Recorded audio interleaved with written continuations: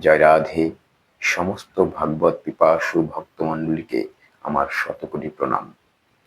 নববিধা ভক্তি কি সে সম্পর্কে ভাগবতে যা বলা হয়েছে সেটা হচ্ছে শ্রবণং কীর্তনং বিষ্ণু শরণং পাদ সেবনং অর্চনং বন্দনং দাস সাক্ষাৎ নিবেদনম।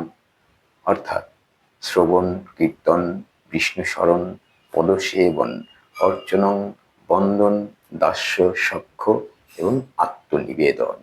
এই নববিধা ভক্তির অনুশীলন করব বলেই আমরা মাতৃগর্ভে থেকে ত্রিশক্তি অঙ্গীকারবদ্ধ হয়ে আসি যে ভগবান তোমার নাম শ্রবণ করব, কীর্তন করব, অর্থাৎ নববিধা ভক্তির অনুশীলন করব। কিন্তু মায়ার প্রভাবে এসে আমরা সব ভুলে যাই। তাই বলছে যে এই নববিধা ভক্তির অনুশীলন এটা কি সনাতন গোস্বামীকে বৃন্দাবনে থেকে মহাপ্রভু এগুলো বলেছেন যে কি এবে সাধন ভক্তির লক্ষণ শুনো সনাতন, যাহা হইতে পাই কৃষ্ণ প্রেম মহাধন, শ্রবণাদি ক্রিয়া তার স্বরূপ লক্ষণ, তটস্থ লক্ষণে উপজয়ে প্রেমধন, নিত্য সিদ্ধ কৃষ্ণ প্রেম সাধ্য কভু নয়, শ্রবণাদি ক্রিয়া তার করে উপজয়। অর্থাৎ সাধন ভক্তি, শ্রবণ কীর্তন অর্থাৎ নববিধা ভক্তির অনুশীলনই হচ্ছে স্বরূপ লক্ষণ। আর এই নববিধা ভক্তির অনুশীলনের মাধ্যমে করতে করতে কি হয়, চিত্তের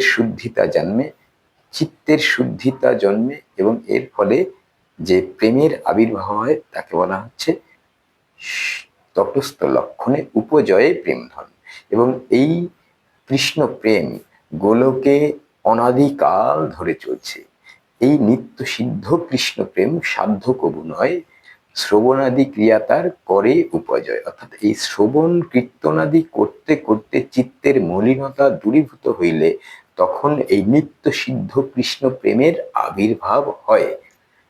তাই বলছেন নানাবিধ ভক্তি যেই যাজন করয়, তাহারও চরণ রেণু পরম উপায়ে, নব অঙ্গ দূরে রহে এক অঙ্গ ভজে, পরম ধামকে পায় মায়া বদ্ধ তেজে, শ্রবণে পরীক্ষিত, কীর্তনে শ্রীশুক, স্মরণে প্রহ্লাদ, অর্চনে পৃথুরাজক, কমলার চরণ সেবী, বন্দনে অকুর, শুদ্ধ দাস্য সখ্য রসে পায় কপীশ্বর, সখ্যে পার্থ আত্মনিবেদনে বলিরাজ।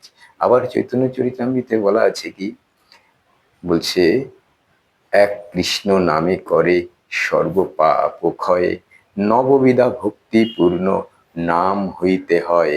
অর্থাৎ এই নাম কীর্তন, হরে কৃষ্ণ কৃষ্ণ কৃষ্ণ হরে হরে, হরে রাম রাম রাম হরে হরে, শ্রদ্ধা ভক্তি সহকারে যদি এই নাম করা হয় তাহলে এই নববিধা ভক্তি পূর্ণ হয়ে যায়। জয় রাধে।